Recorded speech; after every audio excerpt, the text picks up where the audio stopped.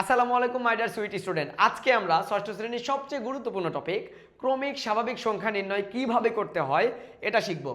এক নম্বর যে প্রশ্নটা আমাদের দেওয়া আছে, এখানে তিনটি ক্রমিক স্বাভাবিক সংখ্যার যোগফল দেওয়া আছে 33 মানে 33।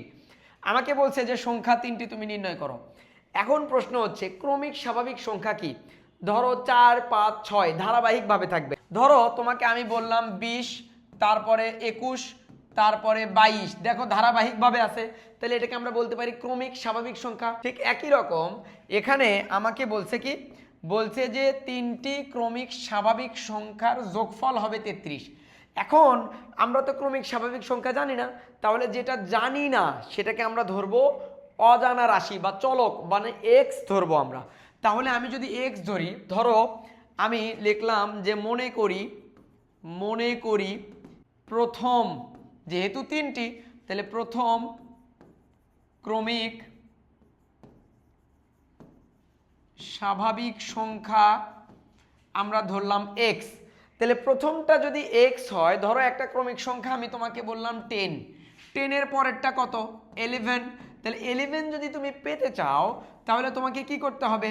ওই 10-এর সাথে একটা 1 যোগ করতে হবে।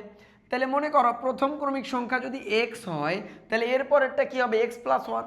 তাহলে আমরা লিখতে পারি কি, দ্বিতীয় ক্রমিক স্বাভাবিক সংখ্যা এক্স প্লাস 1।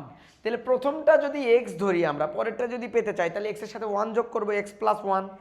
তাহলে আমাদের তো তিনটা, তার মানে আমি বের করব তৃতীয় ক্রমিক স্বাভাবিক সংখ্যা এক্স প্লাস 2।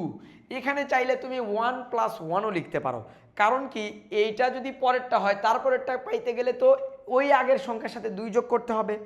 তাহলে আমরা পাইলাম এটা। এখন প্রথম ক্রমিক স্বাভাবিক সংখ্যা পাইলাম এক্স, দ্বিতীয়টাও পেয়ে গেলাম, তৃতীয়টাও পেয়ে গেলাম। আমাকে বলছে এইটার যোগফল হবে 33। তাহলে এখান থেকে আমি যদি সমীকরণটা পেতে চাই তাহলে আমার কি হবে? খেয়াল করো, একটু মনোযোগ দাও। তাহলে আমরা লিখতে পারি কি, আমরা লিখতে পারি প্রশ্ন মতে সমীকরণটা আমাদের কি হচ্ছে বলো তো? সমীকরণটা হচ্ছে যে এক্স প্রথমটা, তারপরে দ্বিতীয়টা যোগ করব এক্স প্লাস 1, তারপরে পরেরটা যোগ করব এক্স প্লাস 2 সমান আমাদের 33। অর্থাৎ তিনটা ক্রমিক স্বাভাবিক সংখ্যা, এটা হচ্ছে প্রথম, এটা দ্বিতীয়, এটা হচ্ছে তৃতীয়, এই তিনটা যোগ করলে আমাদের হবে কত? 33, তাই তো? তাহলে আমরা 33 পাইলাম।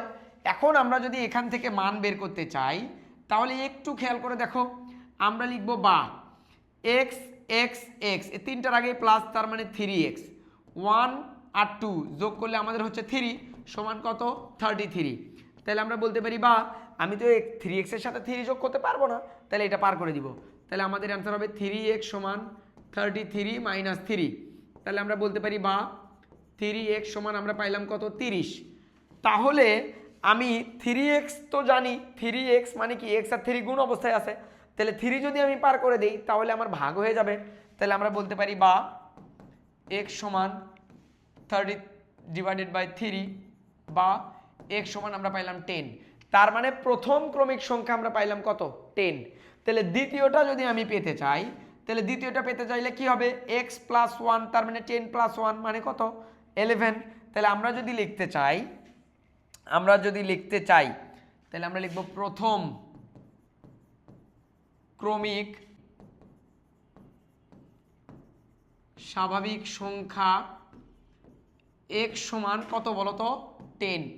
আচ্ছা, তাহলে আমরা যদি দ্বিতীয়টা বের করতে চাই, দ্বিতীয় ক্রমিক স্বাভাবিক সংখ্যা আমরা কি ধরছিলাম? x plus 1। তাহলে আমরা বলবো কি x প্লাস 1 সমান তাহলে 10 প্লাস 1, তাহলে আমরা পেয়ে যাচ্ছি কত? 11।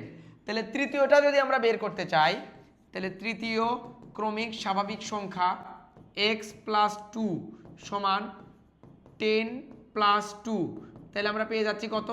12। তার মানে দেখো আমরা কতটা সহজে বের করলাম। আমরা তো ক্রমিক স্বাভাবিক সংখ্যা যখন নির্ণয় করব, এখানে বলছে যে তিনটি ক্রমিক স্বাভাবিক সংখ্যার যোগফল 33 মানে 33। এখন আমি তো তিনটা ক্রমিক স্বাভাবিক সংখ্যা জানি না, তাই আমি প্রথম ক্রমিক স্বাভাবিক সংখ্যাকে আমি ধরলাম x, দ্বিতীয়টাকে আমি ধরবো কি পরেরটা, তাহলে x প্লাস 1। তাহলে তারপরেরটা যদি আমি পেতে চাই তাহলে x প্লাস 2।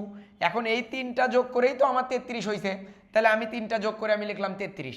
তাহলে x x x, তিনটা যোগ করে 3x, তিনটার আগেই যেহেতু প্লাস তাহলে 3x, 1 আর 2 যোগ করলে 3, তারা আমি পাইলাম কত? 33। তাহলে এখানে তো যোগ করা যায় না, তাহলে এটা যদি আমি পার করে দিই তাহলে -3, তাহলে 3x সমান 33 - 3, তাহলে আমরা এখান থেকে বিয়োগ করে পেলাম 30, তার মানে 3x সমান 30। এখন এইটা তো গুণ অবস্থায় আছে, তাহলে আমি যদি 3 যদি পার করে দিই তাহলে আমার হয়ে যাচ্ছে ভাগ, তাহলে x এর মান আমরা পাইলাম কত 10। x এর মান মানে প্রথম ক্রমিক স্বাভাবিক সংখ্যা x, তার মানে x এর মান প্রথম ক্রমিক স্বাভাবিক সংখ্যা হচ্ছে 10, তাহলে প্রথমটা আমরা পাইলাম 10।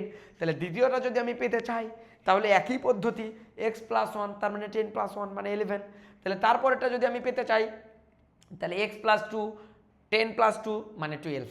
আমরা একটু পরের প্রশ্নটা খেয়াল করব, দেখো পরেরটা বলছে তিনটি ক্রমিক স্বাভাবিক বিজোড় সংখ্যা, একই পদ্ধতি তুমি আমাকে সমাধান করে দিবা, আমি তোমাকে বুঝে দেই।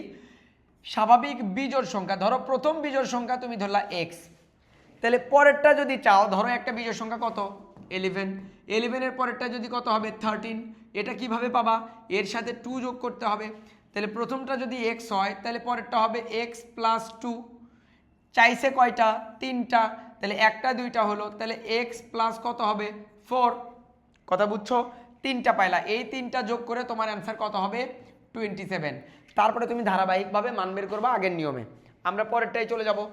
পরেরটা কি বলছে খেয়াল করো, তিনটি ক্রমিক স্বাভাবিক সংখ্যার যোগফল 51 হলে সংখ্যা তিনটি নির্ণয় করো। এইটার 1 নম্বর অঙ্কটা সেম, তুমি এই 3টা অঙ্ক সমাধান করে আমাকে কমেন্ট বক্সে জানিয়ে দেবে। আজকে এই পর্যন্তই। ক্রমিক স্বাভাবিক সংখ্যা নির্ণয় করা কঠিন নাকি সহজ একটু কমেন্টে জানাও। আল্লাহ হাফেজ।